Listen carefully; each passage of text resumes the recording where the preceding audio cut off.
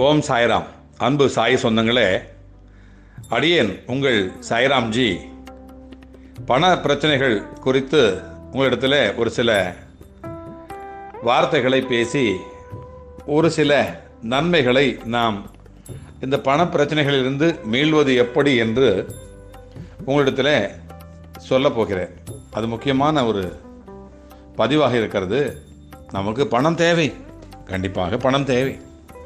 பணம் இல்லாமல் நம்முடைய வாழ்க்கை என்பது நகர முடியாது.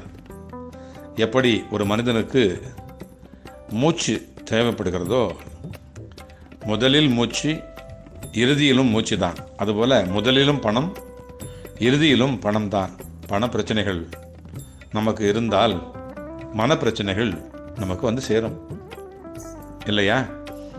இந்த பண பிரச்சனைகள் அனைத்தும் நொடி பொழுதில் மறைந்து தாராளமான பண வரவிற்கு ஒரு பரிகாரம் சொல்லுகிறேன். அப்பாவிடத்தில், நம்முடைய சாயப்பாவிடத்தில் ஒரு அழகான ஒரு பரிகாரம் இருக்கிறது.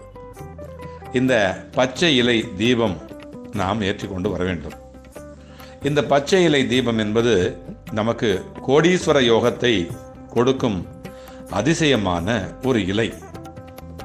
பணம் என்கின்ற இந்த காகிதம் எப்படி காற்று அடித்தால் நிற்காமல் பறந்து விடுமோ, அதை போலத்தான் நாமும் இந்த பணத்தை நோக்கி பறந்து பறந்து பறந்து பறந்து பறந்து பறந்து பாடுபட்டு கொண்டிருக்கிறோம்.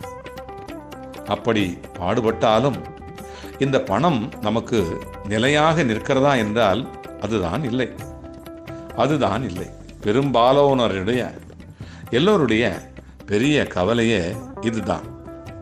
என்னதான் கஷ்டப்பட்டாலும் நம்மிடத்தில் ஒரு ரூபாய் கூட தங்குவதில்லை என்பதுதான் இந்த நிலைக்கு காரணம். இது மாறி நம்முடைய கையிலும் 4 காசு தங்க நாமும் சில செயல்களை செய்யத்தான் வேண்டியிருக்கிறது. என்ன செய்வது? வெறுமனே தியானத்தையும் வெறுமனே நாம் வாழ்க்கையும் வாழ்ந்து கொண்டிருந்தால் தியானம் செய்தால் போதுமா? அல்ல. உழைக்கவும் வேண்டும். உழைப்பது கையிலே நிற்க வேண்டும். பணம் சம்பாதிக்க வேண்டும். இது அனைவராலும் இயலவில்லை. அனைவருக்கும் கைகூடி வருவதில்லை. இதற்கு ஆன்மீகத்தில் சில வழிமுறைகள் உண்டு. அதுவும் அப்பாவிடத்தில் அப்படியே நடக்கும். அற்புதம் நடக்கும். சாயப்பாவிடத்தில் சத்தியமாக நடக்கும். அதில் ஒன்றைத்தான் இப்பொழுது நான் சொல்லப் போகிறேன். பணம் சம்பாதிக்க வேண்டும் என்ற ஆசையிலே நாம் ஓடாவிட்டாலும் இந்த வாழ்க்கையை நல்ல முறையில் வாழ நமக்கு பணம் தேவை என்கின்ற காரணத்திற்காகவே நாம் ஓடிக்கொண்டிருக்கிறோம். ஆனால் சிலருக்கு எதை தொடங்கினாலும் அதில் லாபம் வராது. நாளை கைக்கு பணம் கிடைத்துவிடும், இது நாளை மறுநாள் கிடைத்துவிடும், இதை செய்துவிடலாம், அதை செய்துவிடலாம் என்று நினைத்து கொண்டிருப்பார்கள். கடைசி நேரத்திலே பணம் கைக்கு வராது. இப்படியெல்லாம் கைக்கு வருவது போல் வந்து கடைசியில் இல்லாமல் போய்விடும். இப்படி பணம் வராமல் தடைபடுகின்ற காரணத்தை சொல்லிக்கொண்டே இருக்கலாம். அதற்கு நேரமே போதாது.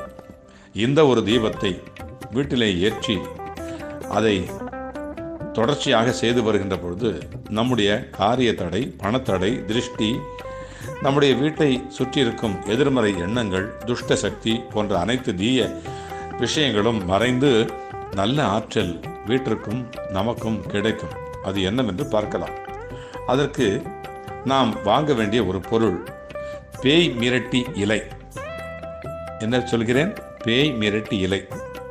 இதற்கு குபேர இலை என்கின்ற பெயரும் ஒன்று உண்டு. இது அனைத்து நாட்டு மருந்து கடைகளிலும் கிடைக்கும். இந்த இலை பச்சையாக கிடைத்தாலும் அதை வாங்கிக் கொள்ளுங்கள், அல்லது காய்ந்த இலையாக கிடைத்தாலும் அதையும் வாங்கிக் கொள்ளுங்கள். இரண்டுமே நன்றாகவே எரியக்கூடிய ஒரு இலைதான் இது.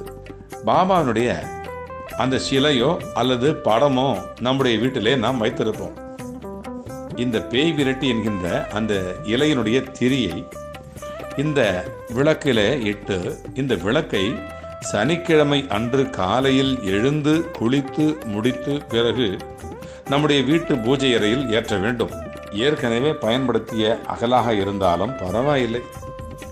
அதை எடுத்து சுத்தமாக கழுவி அதிலே மஞ்சள் குங்குமம் வைத்து கொஞ்சம் நல்லெண்ணெயை ஊற்றி இந்த பேய் மிரட்டி இலையை அதிலே போட்டு ஒரு சின்ன தட்டு வைத்து அதன் மேலே இந்த அகல் விளக்கை வைத்து நம்முடைய அப்பாவிற்கு முன்பாக அப்பாவினுடைய படமோ அல்லது சிலையோ, சில இடங்களில் படமும் கிடைப்பதில்லை, சிலையும் கிடைப்பதில்லை. நான் வெளிநாட்டில் வாழ்கிறேன் அப்பா, நான் என்ன செய்வது என்று தானே கேட்கிறீர்கள். பரவாயில்லை, நீங்கள் மானசீகமாக அப்பா அங்கே அமர்ந்திருப்பதாகவே எண்ணிக்கொள்ளுங்கள். அப்பா கண்டிப்பாக இருக்கிறார். உங்கள் வீட்டிலே அவர் இருக்கிறார். படமாக இல்லாவிட்டாலும் சிலையாக இல்லாவிட்டாலும் அப்பா அங்கே அமர்ந்திருப்பார். அந்த தீபத்தின் ஒளியிலும் கூட அவரே ஒளிர்ந்து கொண்டிருப்பார். இந்த தீபத்தை ஏற்றிவிட்டு அந்த ஒளியை நாம் பார்க்க வேண்டும். இந்த தீபமானது கிழக்கு பார்த்து தான் எரிய வேண்டும்.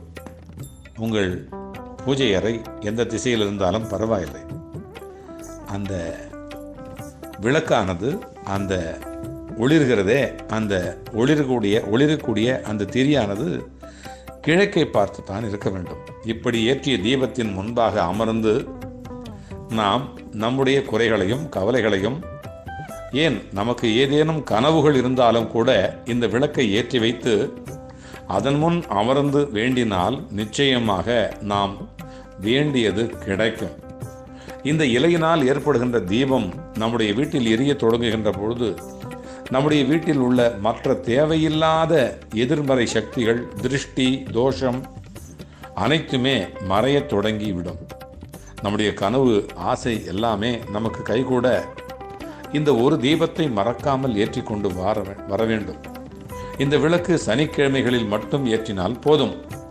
மற்ற நாட்களில் ஏற்ற வேண்டிய அவசியமில்லை. ஏற்றி முடித்த பிறகு இந்த விளக்கில் எரிந்து மிச்சம் இருக்கின்ற அந்த கருகிய இலையை அந்த எண்ணெயிலேயே குழைத்தால் மை போல ஒரு பொருள் கிடைக்கும்.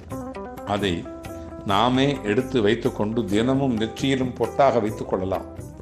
நாம் போகின்ற இடத்திலெல்லாம் நம்முடைய காரியம் நல்லபடியாக நடக்க வேண்டும் என்று நினைத்து கொண்டு இந்த மையை நெற்றியில் பொட்டாகவோ அல்லது புருவத்திலே அடியன் இதை தொடர்ச்சியாக செய்து கொண்டு வருகிறேன்.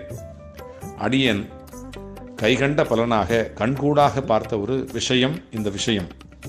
இந்த ரகசியத்தை உங்களுக்கும் சொல்ல வேண்டும், நீங்களும் தெரிந்து கொள்ள வேண்டும், நீங்களும் பயனடைய வேண்டும் என்கின்ற நல்ல எண்ணத்தில் தான் சொல்லுகிறேன். அல்லாமல் போனால் இதை மையாக விற்கிறேன், நான் மை தயாரித்து விற்கிறேன் என்று விற்று கொண்டிருக்கலாம். இதை செய்து கொண்டு வாருங்கள். இந்த ஒரு எளிய பரிகாரத்தை செய்து உங்களுடைய துன்பங்கள் அனைத்தையும் நீக்கி தடையில்லாமல் பணவரவை பெற்று கடனில்லாமல் கண்ணியமாக வாழ ஒரு உபாயத்தை உங்கள் சாய்ராம்ஜி அப்பா உங்களுக்காக சொல்லுகிறேன். உங்கள் வாழ்க்கை சந்தோஷமாக வாழ வேண்டும், நீங்கள் நலமாக இருக்க வேண்டும். நீங்களும் உங்கள் அன்பு குழந்தைகளும் உங்கள் குடும்பமும் ஒற்றுமையாகவும் ஆரோக்கியமாகவும் ஐஸ்வர்யமாகவும் அன்பாகவும் உயர்வாகவும் பாதுகாப்பாகவும் அப்பாவுடைய அருகாமை உங்களுக்கு கிடைத்து மகிழ்ச்சியாக இருக்க இந்த பரிகாரத்தை சொல்லியிருக்கிறேன். இது முற்றிலும் பயனுள்ள ஒரு சக்தி வாய்ந்த பரிகாரமாகும். அடியன் செய்து கொண்டு வருகிற அழகான பரிகாரம். உங்களுக்கும் எளிய பரிகாரத்தை சொல்லி வலியதொரு பிரச்சனைகளை தீர்த்து மலை போல வருகிற அந்த பிரச்சனைகளை கடுகு போல நசுக்கி தூர எறிந்துவிட்டு கண்ணியமான நல்ல தலைநிமிர்ந்து வாழக்கூடிய நல்ல வாழ்க்கையை நீங்கள் வாழ்வீர்கள் என்று வாழ்த்துகிறேன். உங்கள் சாய்ராம்ஜி, வண்டலூர் வழித்துணை பாபா கூட்டு பிரார்த்தனை கோபுரத்திலிருந்து. ஜெய் சாய்ராம்.